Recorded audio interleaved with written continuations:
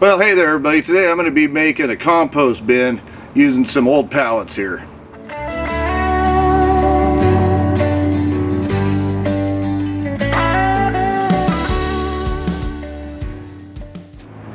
Alright, so I already have a compost bin. It's basically a culvert that I put some casters under. It turns. Works really good for food scraps. It also keeps the rats from coming in and getting to it, keeps the bunnies from coming in because it's enclosed, it's plastic, it turns. It's the best thing if you have just a very small garden. I got a pretty big garden here. Forever I've been taking my scraps and anything else that I have for my garden waste and taking it and putting it into my raised beds to fill my raised beds, then putting some soil over the top. But I need to make an actual compost bin to start putting stuff into. I have one. It's located behind that shed. I have to go up some steps over here, and it is a pain in the butt to carry stuff over, throw it over, put it into the bin, then come back down. If it's not easily accessible, you're not going to use it. So I want to put one right here, so that way I can throw everything into and make it easier for me to turn my compost. I also have a really good selection of browns and greens to throw in there, so that way the compost works. Basically you want to have a 3 foot by 3 foot by 3 foot raised bed, or excuse me, not raised bed, compost bin in order for it to work properly. So I'm going to be using pallets. I'm also going to be using screws and some scrap lumber, and of course you're going to need a saw for this. I'm going to use a Sawzall, and I'm just going to make some ugly cuts on these pallets here. Throw something together. It doesn't have to be pretty because it's a compost bin. So let's get to it. So the width on these is just under 3'4", and the length on them is 4 foot. So I'm going to be making a 2 foot cut all the way down. And like I said, I'm going to be making an ugly cut on here. So I just need to sort of scribe them. Toss a little mark there. Doesn't have to be perfect. With my Sawzall, I got one of the very long, ugly blades so I can make an ugly cut.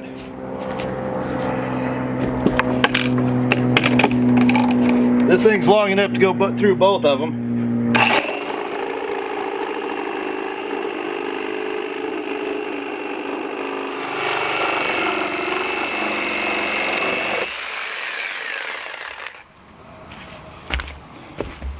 So I got all my pallets cut.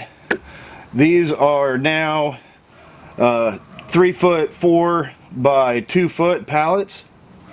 And my last pallet was a 4x4, so I just cut off right along where this board is on both of them, here and here. And that gives me about 2 foot by 3'4" on all of them. So once you have this thing eyeball squared up about the much as you want, then you take another piece of scrap wood and put it right here, and this is going to be what holds it together.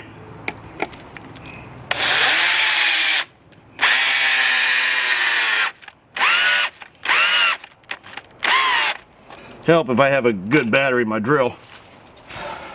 New battery. And we're going to put this in.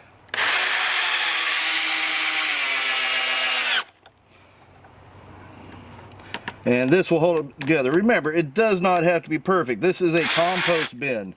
You want to make it easy enough to take apart and move it, or you want to make it easy enough to move it or put it back together, or just get rid of it if you need to.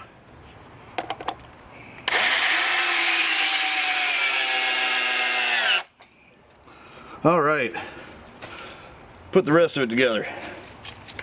Now for this front section right here, I just put some cord on it, put a little bowl in here, cinched it up, but that way when I am ready to rotate my compost from this bin to that bin and turn it, All I have to do is untie,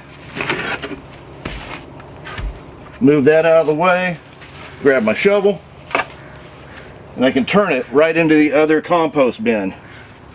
Get that empty, and then when that one's ready to get turned, I turn and put it into this one again. And just put these back in and tie it down. I'm ready to do some composting.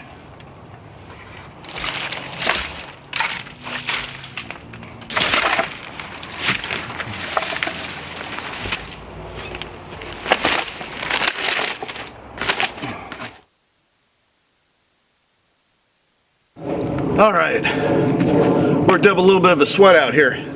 It's only about 48 degrees. Anyway, got my sunflower stalks mainly in here, some of my tomato plants that I didn't get out of my regular raised beds. And that's good for the brown, plus it's the thicker stuff.